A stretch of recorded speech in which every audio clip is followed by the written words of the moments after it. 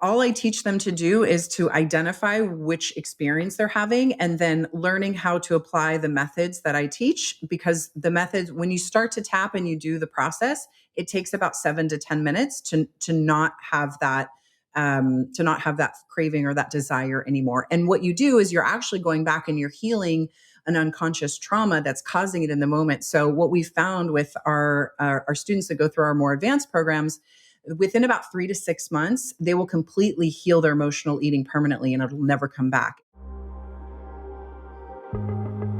You are here for a reason, but navigating this human life can be challenging. How do you care for your body, mind, and spirit to make the most of your time here on Earth? How can you harness your incredible human potential? In this podcast, we explore these questions and more to help you craft your best life yet. Welcome to I Am Human.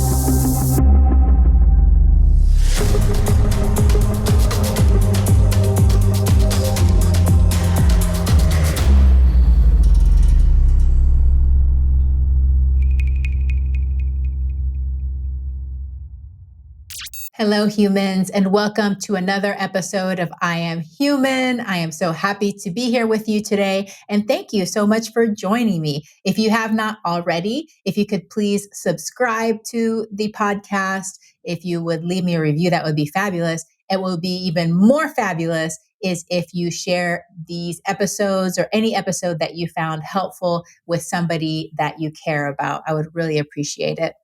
To be human means to have subconscious beliefs and patterns that keep us stuck in unhelpful behaviors. But to be human also means to find a way to rise above the subconscious and develop new behaviors and patterns. And our guest today, Brittany Watkins, is an expert at this. And it's something that she's been practicing since she was 16 years old. So Brittany Watkins is a renowned speaker, author, and creator of the Tapping method, a groundbreaking technique in food psychology. Recognized as a leading expert in emotional freedom techniques, EFT or tapping, especially for weight loss and emotional eating, Brittany has built a remarkable career over the last 15 years. She has changed the lives of over 100,000 women by addressing their food cravings, emotional eating, and self-sabotage. She focuses on finding and fixing the root causes of these issues quickly. She developed the Tapping method, an innovative approach that rapidly speeds up the healing process. This unique psychology biohacking modality has been shown to provide the benefits of 10 years of therapy in just a few sessions. Brittany's core professional dedication has been to provide quick and lasting change. Brittany has also trained more than 400 medical professionals, therapists, and counselors in her method who are helping thousands of patients every year. Her work has been recognized in major publications like Psychology Today, Shape, and Women's Health and Fitness magazine. Plus, her techniques have reached over 10 million women worldwide via Facebook and YouTube, establishing her as a key figure in psychological healing for emotional eating. So if you've never heard of tapping before, it's going to sound a little bit strange. Probably if you have never heard of it, it's going to sound like something you've never even thought of before. But you can use it for a lot of different things. And I have tried a little bit of it before. Brittany has definitely motivated me to get more into it and try it more. I think my area that I still struggle with is evening times when I'm super fatigued or had a really stressful day at work of having that urge to overeat. The fasting really helped me a lot because if I'm fasting, I just don't eat at all. But I would like to get to a point eventually where I'm able to eat a reasonable portion of food and not have to worry that my stress and my emotional issues is going to lead me to overeat. So I think I'll experiment with this and see how it goes. In this episode, we talk about EFT tapping and how Brittany discovered it, where it came from, the science behind it. And we also talk about echo tapping, which she developed and how it's different from EFT. We talk about emotional eating and cravings, how they're different. We talk about how our childhood experiences influence our eating habits as adults. And we also talk about a few of the underlying emotional drivers that lead to emotional eating and disordered eating. And we also talk about how we tend to overeat and overdrink at parties, why that happens. There's a couple of different reasons why we might do that, and how tapping may be able to help those things. So, this is a super interesting podcast episode. And if you still struggle with some of these habits and behaviors, I invite you to try out her 7-day challenge and give it a try. I mean, what's the worst thing that can happen? I know that when I've done it before, you do feel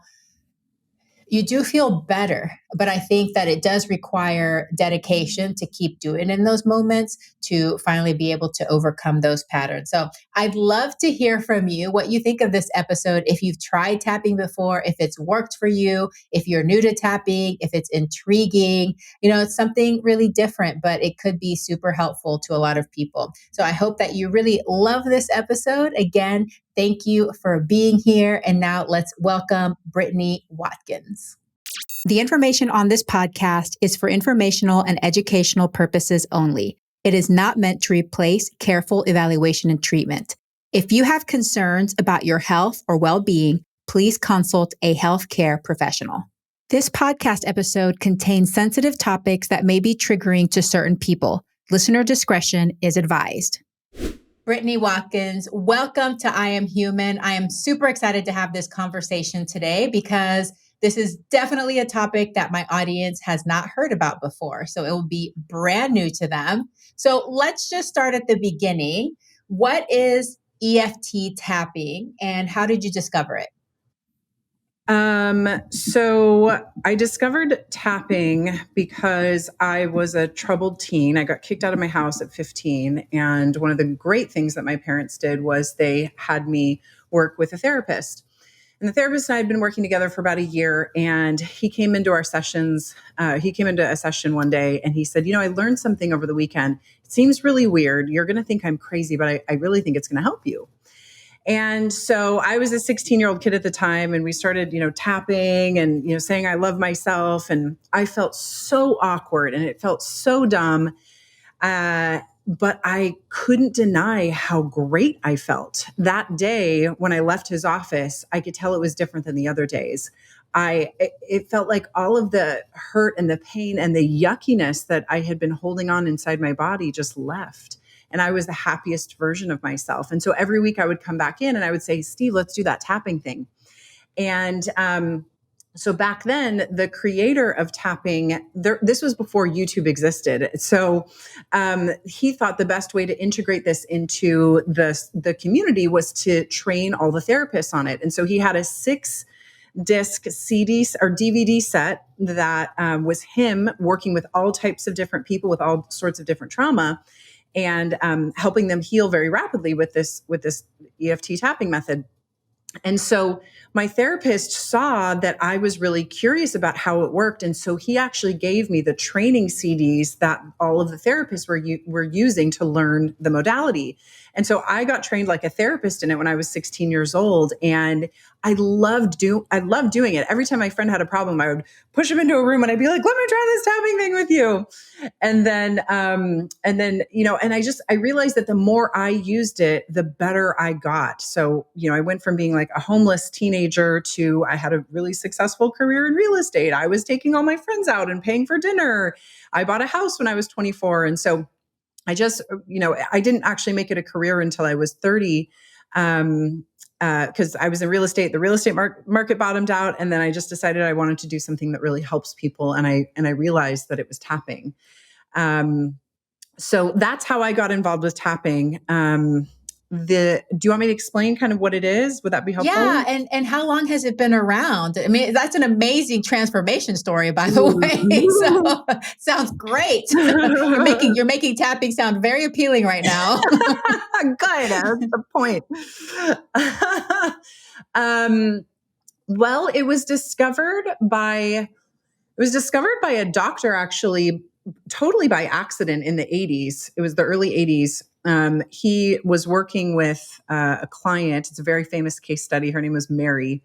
And back then, what you did for traumas or for phobias is you would do exposure therapy. So she had a fear of water, and he was working with her in her house, and he'd been working with this same client for 15 years. And he also learned he was taking acupressure training. So he was into alternative medicine. He was taking acupressure therapy, and he decided, he was like, oh my God, I have to do something different with this woman. So as she was in the bathtub, with like, just a couple inches of water, having the same experience that she's always had. They're not making any progress. He decides that he's just going to start putting pressure on different acupressure points to try to relax her. Well, within like 10 minutes, she gets up out of the bathtub. She runs out the back of his house and she jumps into his pool and says, oh my God, I'm not afraid of water anymore. And she starts splashing around. And so he was like, what the heck just happened? And that was the indicator that it must have had something to do with the cognitive therapy and the acupressure points. And so he joined forces with an engineer who was a Stanford graduate. I think at that point he had retired. And this Gary Craig, who's the founder of it, if you look up EFT, he's known as the founder of it. He helped this doctor figure out a 9-point sequence that's repeatable, that simplifies basically how we do it, so that we can actually do it to ourselves. You don't have to go to a therapist in order to get these results. But it essentially gets rid of fears, phobias, anxieties, addictions in minutes. So yeah, it caught fire. And at first, 20 years ago, or however long ago that is, 40 years, is that 40 years ago? 40 years ago, it sounded way too good to be true. And I think just until recently, we've now started to pick up, it's starting to gain popularity now. There's a lot of celebrities that are using it. There's athletes that are using it for their athletic performance. So it's gaining popularity now, but it was really, really hard. I mean, because it looks really weird. I mean, you literally tap on different acupressure points and you say certain affirmations. And so it looks ridiculous. But when you have an experience with it, and it really works, you can't deny the results.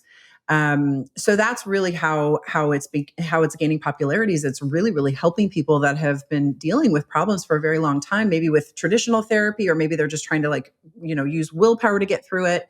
And then they come across tapping and they're able to heal from that thing in maybe just a couple of sessions, if not just one session. Yeah, that's amazing, because these types of issues are the kinds of issues that can take years in therapy and you feel like you're not making any progress or you have a lot of relapses. So in a way, is it kind of based on Eastern medicine a little bit, like with the meridians, or because it sounds like it was almost like accidental? Is there like a scientific understanding now of why it works? Yeah, there is actually. So essentially what happens with brain imaging devices, we've been able to go in and look at the brain. So there's an area of our brain called the hippocampus, which is where we store all of our memories.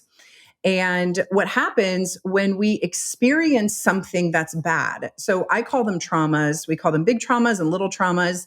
But a big trauma can be, what we all consider to be a trauma. And we've all experienced things like this. But little traumas can be something as simple as the way that your friend looked at you on the playground and you felt really ashamed or left out, or your mom's voice when she told you no. So these types of things, or a glass breaking. I had a client who was an emotional eater, and we narrowed it down to her being really, really scared when a glass broke, and she was 5 years old. So these types of things, we don't remember them. They get stored in our hippocampus, in our unconscious mind. And what happens is when we experience something that's similar, so maybe somebody has the similar tonation that our mom had, or we hear a glass break, or our friend, maybe doesn't answer us back on the phone right away when we ask them to do something, these memories will get triggered. And what happens when they get triggered is the amygdala sounds our fight or flight response. And so what we're able to do is we're able to have the client recall the things that have happened to them by feeling the uncomfortable feeling. And then as we tap on the acupressure points, what that does is it sends a flood of serotonin to the brain, and it actually cuts off that connection with the fight or flight response. So you can remember the thing that happened, but you will no longer have the alarm system, the amygdala of your body sounding when that thing happens. So, I mean, this has been really, really instrumental for people that have gone to war and have experienced horrible PTSD. They can still remember what's happened to them, but they're no longer shaken by it. So, we use it on really extreme cases of trauma, and then we use it on really small things like having a fear of flying, or just not being able to sleep at night, or feeling a little stressed out from work. So it's a really, really amazing technique. And one of the reasons I love it so much is because it's you can do it to yourself. You don't have to spend years and years in therapy like I did. You don't have to spend, thousands and thousands of dollars. You literally hold the power to heal yourself in your own hand. So as long as you learn how to actually apply the method and how to implement the method, which is pretty simple to learn, it's the most, I think it's the most powerful healing modality on the planet today. That's so fascinating. Now, the tapping is a one part, but then there's the words that you say too. You start with saying what you're feeling. So you start with the difficult feelings, and Yeah. then you're trying to put in. So, how does that part work? Is there any explanation of like, is that part just as important as the actual tapping? Um, yeah, it is. So when you're saying, when we call that the setup statement. So when we say the setup statement, they're like, even though I have this, let's pick a problem, this, fear of flying, even though I have this fear of flying, I completely love and accept myself. So even though I have this fear of flying does is it actually zooms in to the part of the brain where we have that negative memory stored. And then as we tap on the acupressure points, the flood of serotonin knows to go to that area of the hippocampus. And it essentially, we can see this with brain imaging devices, the indentations get like wiped away. So if you think about your hippocampus, it kind of looks like a sponge with all these little holes in it. And so what we can see is the more tapping somebody does, the less holes they have in their hippocampus. And so the holes are basically sending that signal to the amygdala and sounding the body's alarm system. I mean, there's probably a way better way to explain this scientifically, but this is the science that I've learned, the way to dumb it down for people like me. So essentially when you're saying those statements, it's zeroing into that part of the brain that has the imprint of the memory. And then the tapping, the serotonin will know exactly the memory to go to, because we have thousands of these, right? Like we have, so many memories, and we have so many experiences that happen to us like this. So when we say the setup statement, we're telling it to go to that area. And then we say, as we tap through the points, we say different phrases that will remind us so that our mind won't wander. So it'll remind us like, maybe, that maybe you took a flight and there was some turbulence or something, that really scary flight, that my first flight where I was really scared, and you tap through the points and you just remind yourself of the memory so that you keep kind of like zeroing in on that memory in that part of the brain. Wow, that's just incredible. It's just so cool to think that we can actually almost reprogram our brains by something like this. Yeah. Okay, so EFT stands for Emotional Freedom Technique, correct? Yes. And then you've developed something called echo tapping. So, how is echo tapping different from EFT tapping? So I struggled with an eating disorder when I was very young, and so even though I was trained in tapping and I was able to use it on all sorts of my problems, it wasn't helping me for weight loss. Um, and so, through the help of going to my therapist, I recognized pretty early on that I was eating to avoid the uncomfortable feelings that I was feeling. But I didn't think that at first. I just woke up one day and I couldn't fit into my jeans. And so I read a book about, eating your feelings and emotional eating. And that helped me figure out why I was doing it, but it didn't help me solve the problem. And even though I was so highly trained in tapping or in EFT, and I knew exactly how to use it and apply it, I was using it the way that they taught me to for my weight issues, but it wasn't working. And so over a period of like kind of 15 years, trying to figure my weight issue out and my emotional eating disorder out, I was able to come up with basically my own solution that does work for any type of addiction. So we work with food addiction. We'll work with any kind of alcohol addiction. We're coming up with some programs, not for drugs, but for like shopping or anything that you're doing compulsively that you don't want to do, even like watching too much TV or using your phone too much. There's a different way that you have to use the modality in order to solve those. But these types of things have been said. It's been said that you can't actually cure an addiction. And with echo tapping, what I've discovered is that you actually can. Food addiction is one of the hardest addictions to have. So when I say food addiction, I mean any kind of like disordered eating. So if you're eating when you're stressed out, if you're binge eating, if you're dieting and then, overeating after a couple of days of restricting yourself, if you're over drinking or any kind of behavior where you're overdoing it and you don't feel like you can stop, or anytime you try to stop, you get this big backlash.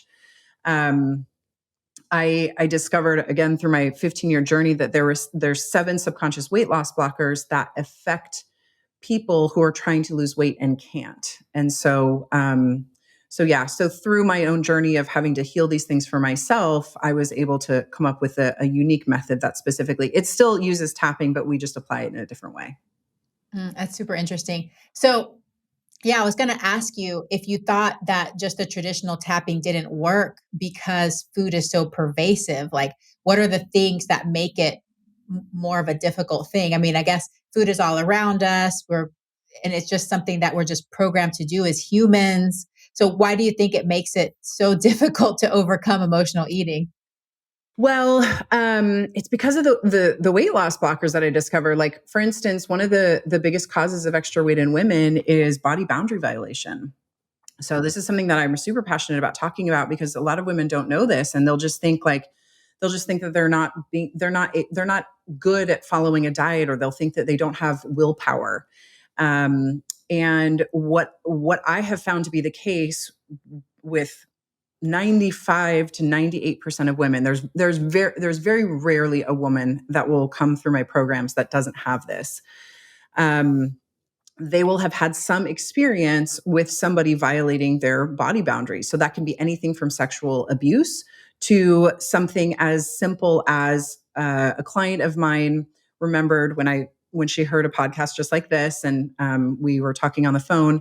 She said, "You know what? I can remember when I was 5 years old. I was on the playground, and this boy pushed me behind a bush, and he told me to show him my underwear, and I did. I flashed up my skirt." See, the problem with women is that they'll blame themselves. So she said, "But I shouldn't have done that. I should have known better not to flash my skirt to him." And so there's things like that women will experience that are a violation of their body boundaries. And then what happens is they will in a primal sense, they'll feel like if they add extra weight to their body, then they're more protected from having a violation like that happen again. And so it's one of the most common causes of extra weight in women. So that's why if you've tried a diet, or if you've tried to stop eating chocolate chip cookies, or you just can't stop these unhealthy eating behaviors, it usually comes down to something like that, and then 6 other things that I discover that we probably don't have time to talk about now. But yeah, I mean that's the biggest one. And I'm happy to talk about some of the other ones too. Yeah. Well, that's fascinating because it must be buried so deep subconsciously because a lot of people are trying to change their body size because they want to, you know, they think maybe perhaps they think that it's going to make them more appealing or, more attractive. But then deep down inside, there's a part of them that doesn't want to be as attractive. Is Yeah. that kind of what you're saying? Yeah, exactly. They're in a double bind. So, yeah, on the surface with their conscious mind, they're like, oh, yeah, I want to be more attractive. But their subconscious mind, which is the conscious mind, only has 20% of the decision making power on your behavior. 80% of it comes from your unconscious mind. And so, if unconsciously 80% of you doesn't think that you're going to be safe or that you might die if you lose weight, then you're not going to have success. And then you'll just keep fighting yourself. And yeah, I mean, it's really a shame because so many women, they'll blame themselves, or they'll say, oh, my willpower is not strong enough, or they'll think there's something wrong with them, and when in fact there isn't. It's just these subconscious blocks. Wow. Well, maybe you can cover just two or three more of the blocks just so that we can get an idea of what some of the other ones are. Sure. Okay, this one's more of a fun one. So most people will have the experience of like not being able to buy certain foods, because if they have a certain food, they can't keep it in the house. So for instance, mine was chocolate chip cookies. I don't know if you've ever had a food like this, or maybe if you do have a food like this, is there anything that's coming to your mind that you have like that? You're like, oh, when I buy a bag of I've done a lot potato of work chips. on intuitive eating, so I'll just say one that maybe in the past, yeah, pretty much any kind of chocolate. Any Okay, kind of chocolate. any kind of chocolate. All right, cool. Um, so if you think about chocolate and you think about your earliest memories of eating chocolate, do you remember who you used to eat that chocolate with Oh my goodness. from childhood? Well, I'm going to get down into my deep traumas here. I do remember that my stepfather, who is alcoholic, would bring me chocolate treats in the middle of the night because he would come home drunk and probably feel bad that he was drunk and wake me up and give me chocolate. So sometimes it would be like hot chocolate or some kind of chocolate treat or something like that, like literally like at 2 o'clock in the morning. Okay. So it was like a reward. It was like, hey, Yes. right. Okay. So, so that's a great example. So mine was chocolate chip cookies. My relationship with my mom wasn't great, but my grandma and I were really close, and she used to give me chocolate chip cookies whenever I'd go to her house. So I would go to her house, and she'd put me on the couch and give me a blanket and give me a box of chocolate chip cookies, and I would eat all of them. And so what happens is when you get older and you're feeling stressed out, or you've got a deadline, or you just get in a fight with somebody, and you feel stressed, or you have these memories that get triggered, what you feel is you subconsciously crave those really good feelings of when you used to feel safe. Maybe you felt rewarded. I used to feel safe. I used to feel loved. I used to feel nurtured.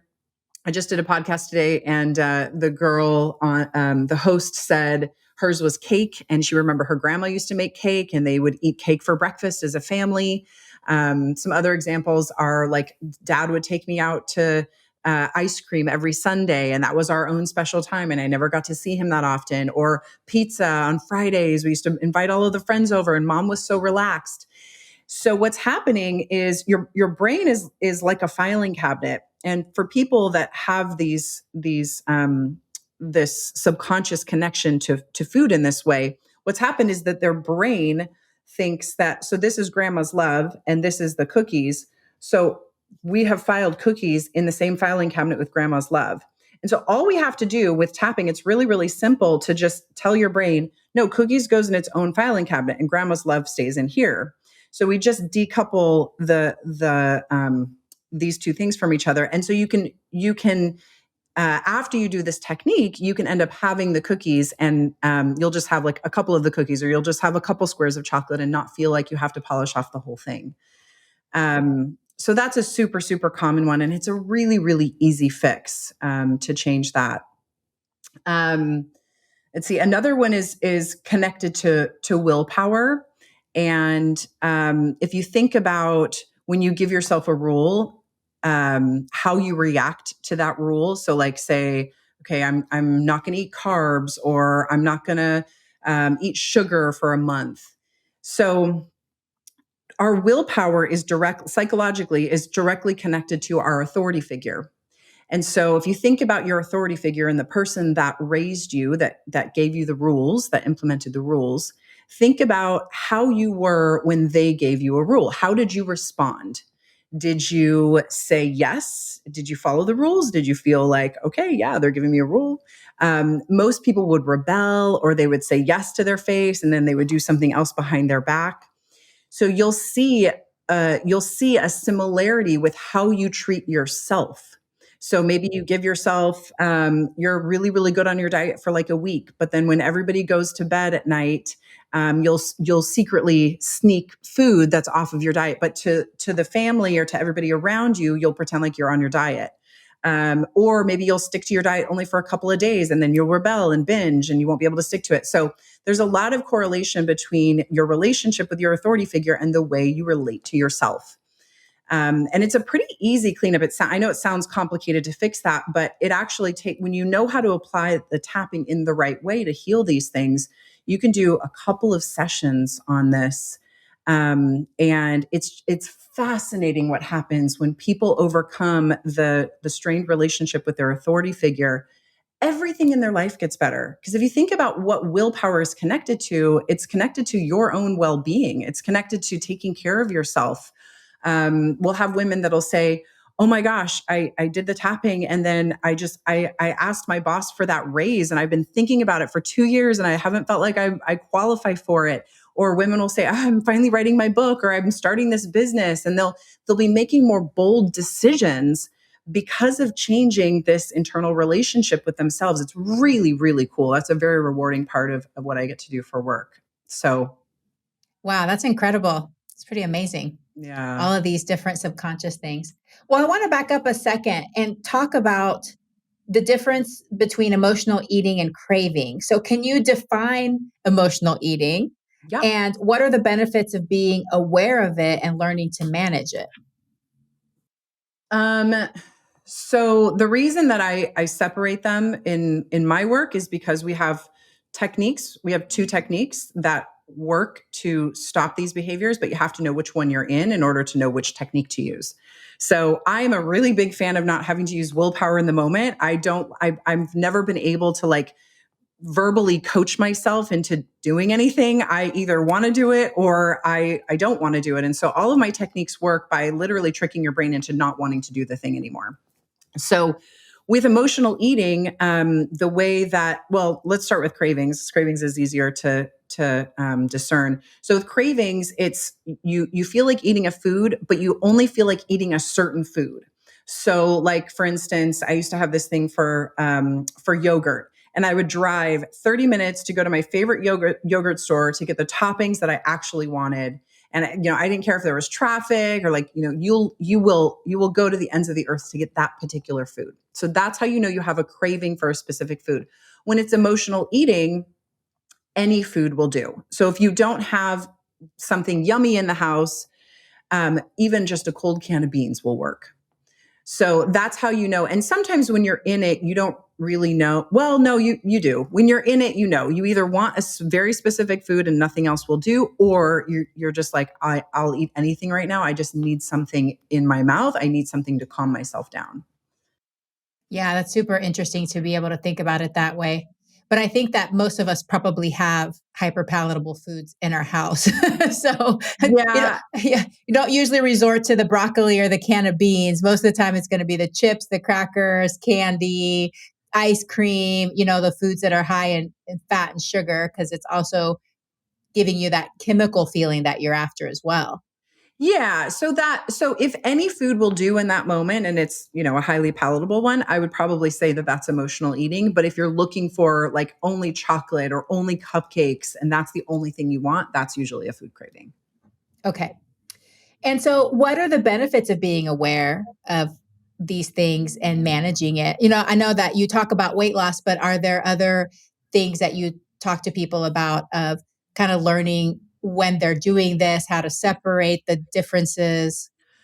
We don't. I actually don't. All I teach them to do is to identify which experience they're having and then learning how to apply the methods that I teach. Because the methods, when you start to tap and you do the process, it takes about 7 to 10 minutes to not have that craving or that desire anymore. And what you do is you're actually going back and you're healing an unconscious trauma that's causing it in the moment. So what we found with our students that go through our more advanced programs, within about 3 to 6 months, they will completely heal their emotional eating permanently and it'll never come back if they apply the methods. So what I train people on doing is learning the modalities, learning the methods, learning how to figure out what's what, and then just tapping as much as they can in those moments, because truly within 3 to 6 months they can completely heal their relationship and they won't have to be able to decipher, what am I really feeling right now, what is this causing, what do I need. A lot of people have tried things like that, and for women that doesn't work for, which I was one of them, it's really hard to use your logical brain in that moment, because usually you're so triggered that your logical brain is offline, and you can't, at least for me, I couldn't talk myself out of an emotional eating urge. So, but I could remember to apply the tapping, and then that would calm my nervous system down. And then the more you do that, the faster you heal the problem. Yeah. I guess what I'm trying to ask is, why would somebody want to learn to tap for emotional eating? Is it worth trying to overcome your emotional eating? Especially because for some people, I've been emotionally eating since I was like 8 years old, right? So my question is, what are the benefits of not emotionally eating anymore? Especially if you say in 3 to 6 months, you could not emotionally eat Oh, anymore. oh, What are those benefits besides just body size? What else can it bring to your life? well, I know for people, yeah. I mean, the first one, the most common one is weight loss. So if you're struggling with weight, that's usually one of the reasons, is that you're overeating. But I find that, most of my students, and I know for myself, once I overcame my emotional eating, I had so much free space in my brain. When you're obsessed with food and when you're thinking about food all the time, it really takes over your whole life.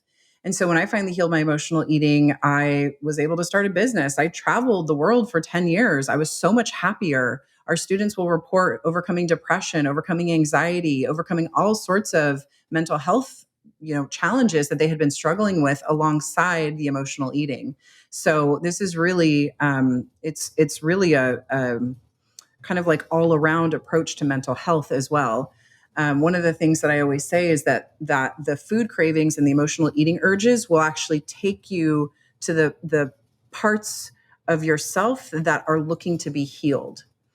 And so, what I've noticed a lot with our students, when they really dive into this and when they really heal their emotional eating, most of them will feel like they finally connected to their life's purpose, and they'll feel like they're on the right path. And so, a lot of our students will come. They'll come in and they'll be like, I know this is not what I'm supposed to be doing with my life. I know I'm meant for something greater. And then they start to do this work and they figure out what that is, whether that's, I had a client that was like, I've always wanted to live in America. She was Australian and she moved her whole family to America, or, start writing a book or starting a business. Like, a lot of women know that they're meant for something more than what they're currently doing. And I do find that the emotional eating urges, I feel like in a very spiritual way, the disordered eating is actually taking you to the places that you need to heal in order to be on your path that's best for you in this life. Yeah, So that speaks to me. So if you don't do something to heal it, you basically just stay stuck in that same loop over and over again that your subconscious is trying to tell you to address, but you're not able to. You're not able to get to those things. So you're just continuously using food over and over and over again, going in a loop. yeah, yeah. If nothing else is working, yeah. I mean, I highly recommend this technique, because there's a lot of information out there about how to overcome emotional eating, but often, for some people, those things won't work. And so, yeah, if you're watching this and you're that type of person where these things haven't worked for you, I really encourage you to try tapping. Okay, I love it. Okay, I think you kind of already addressed this, but how do our childhood experiences influence our eating habits as adults? Yeah, I did kind of talk about this. These are all the experiences, big or small, that cause us to crave foods unconsciously. So I gave you an example of a student of mine who was eating emotionally, and we went through all the weight loss blockers and kind of none of them were working. And then she finally realized that it was being triggered by this noise that she kept hearing, and it reminded her of a glass breaking when she was really young. And once she was able to heal from that really traumatic memory, that was very traumatic for her as a 5-year-old, she stopped emotionally eating. So those are some examples of like things that you wouldn't even remember or things that you would never tie into your emotional eating. Or like I was saying, the body boundary violation. This girl never thought that lifting up her skirt and showing a boy her panties is what causing her to hold on to 30 extra pounds. But as soon as she was able to rewire that memory, 30 pounds just dropped off her body. She didn't have to consciously change anything that she was doing. Her body just wanted less food. So it's really, really important to figure out what from your past is causing the disordered behavior, at least in my work. For most people, is it pretty simple to figure that out, or can that take a long time?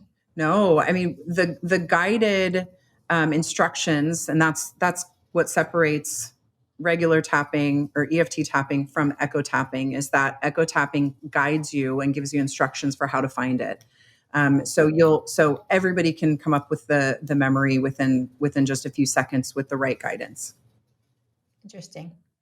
Okay, let's talk about parties and celebrations. So, Okay. why do we tend to overeat or overdrink at parties and celebrations, even though we don't want to? We're getting ready, we're going, okay, we're gonna, stay away from the buffet or whatever, but that never works out. So, tell us a little bit more about that. Yeah. So I talk about a lot about the subconscious mind. So I realized that was the only way that I was going to get myself to do certain things, was to trick my unconscious mind into not wanting to do those behaviors. So what I figured out with the parties is that similarly to the cravings, similar to the good memories of eating food with people we really love, we have similar memories of eating and drinking with people that we love, with big groups of people. And so if you think about going to a party and you think about not eating or drinking anything, usually that thought feels really bad. Like you feel really deprived, you feel stressed out, you feel overwhelmed. Well, if you feel bad when you have that, when you visualize that, that means that what you're doing is you're using the food and alcohol as a way to subconsciously connect with the people there. So what we're able to do with tapping is we're able, just similarly to the way that I explained the filing cabinet, similarly, we're able to take the food and the alcohol out of the friends and fun and connection at parties filing cabinet and put them in their own filing cabinets. So people that do this can do it 1 or 2 times, maybe right before they go to a party, and they'll walk into a party and they'll forget to eat or drink anything. They'll just have so much fun connecting with everybody there. That they don't even think about the food. So it's a really simple fix, but this solves the problem for I don't know. I used to do this all the time when I'd go home for Christmas to see my family. I couldn't figure out why I would gain like 10 or 15 pounds. And then when I observed myself when I was there, I'm just sitting around my family and I'm just eating the food constantly, and I'm constantly drinking because I'm trying to get all of the family love. I'm trying to get all of the connection while I'm there because I know I'm not going to be there for long. Or on the other side, some people are so anxious because they're around all these people that have hurt them, or all these people that they have all these little traumas in their hippocampus from. And so they're eating as a way to soothe themselves. So that's going to depend on the person. And we offer coaching and things like that to help people determine what pattern they have when they go to parties. Most people will do both, just depends on the group. But it's a really simple one to solve with tapping. Yeah, and it's so common. When I finally figured out mine, it was more, and I never considered myself an anxious person. I didn't think I was anxious at all. But then I realized mine was due to anxiety because I don't drink and I don't like alcohol. And I felt like everybody had something in their hands. And for me to feel like I'm really participating in part of it, I had to be eating something or doing something. It just felt really awkward to just be standing there talking to people. And so once I figured that out, I think that really helped me. Like, it doesn't matter. Like, you can just talk to people and not have to have, nobody even pays attention to what you're doing. Yeah. So yeah, it's so interesting how we are just like, follow that subconscious mind and just do things and sometimes don't even realize what we're doing. Exactly.